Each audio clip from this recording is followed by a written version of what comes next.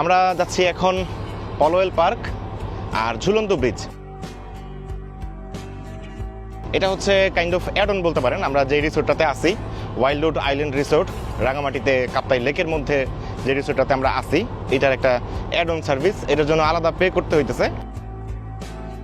3টা স্পট আমরা টার্গেট নিয়ে বেরোইছি। একটা হচ্ছে পলওয়েল পার্ক, ঝুলন্ত ব্রিজ, নীলাঞ্জনা বোট ক্লাবেও যাব। আর যদি কোনো জায়গায় থামতে মন চায় বা ঘুরতে মন চায় তো এখানে থামবো।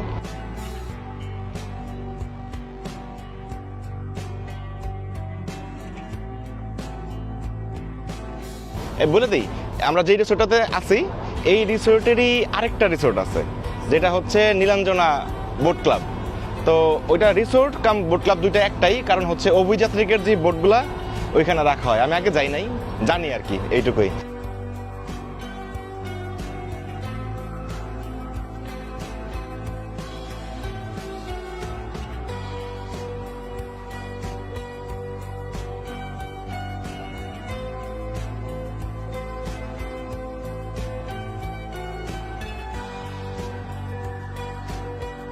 আমাদের বোট প্রথমে থামে পলওয়েল পার্কের পাশে।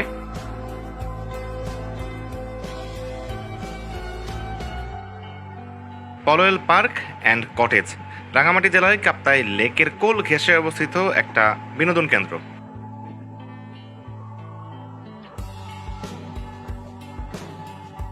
রাঙামাটির জেলা পুলিশের তত্ত্বাবধানে নির্মিত এই পার্কটা দেখতে সুন্দর। প্রবেশ মূল্য জনপ্রতি 30 টাকা। এছাড়া রাইড ফি আলাদা, সুইমিং পুলের জন্য আলাদা চার্জ দিতে হয়।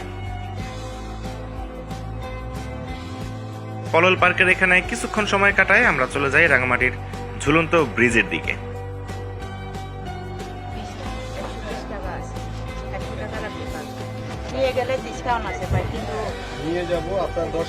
আচ্ছা, তো এগুলো হচ্ছে 30। আচ্ছা, কোনো প্লেটে দেন না নাকি এখানেই হাতেই দেন? এভাবেই। আচ্ছা,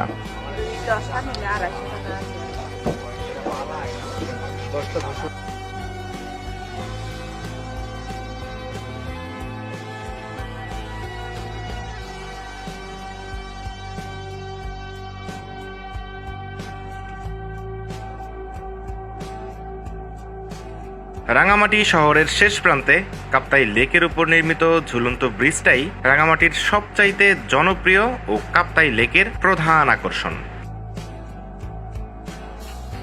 1986 সালে বাংলাদেশ পর্যটন কর্পোরেশন রাঙামাটির পর্যটন প্রসারের লক্ষ্যে 335 ফুট দৈর্ঘ্যের এই ঝুলন্ত সেতুটি নির্মাণ করে, এবং হয়েছেও তাই।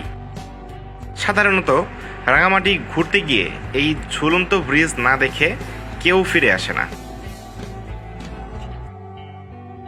এই ঝুলন্ত সেতুকে বলা হয় সিম্বল অফ রাঙামাটি।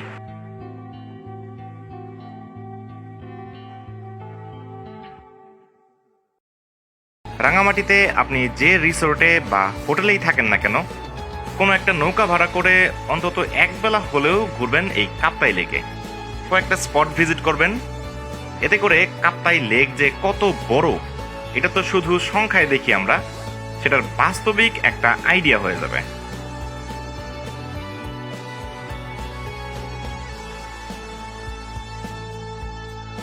পাশাপাশি কাপ্তাই লেকের উপর ছোট ছোট দ্বীপ বা পাহাড়ের চূড়াগুলো চোখে পড়বে।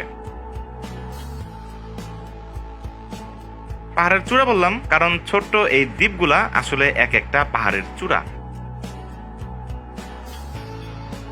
কাপ্তাই বাঁধের মাধ্যমে তৈরি মানবসৃষ্ট এই লেকের পানিতে অনেক পাহাড় আর টিলা ডুবে গিয়ে ছোট ছোট এই দ্বীপগুলো তৈরি হয়েছে।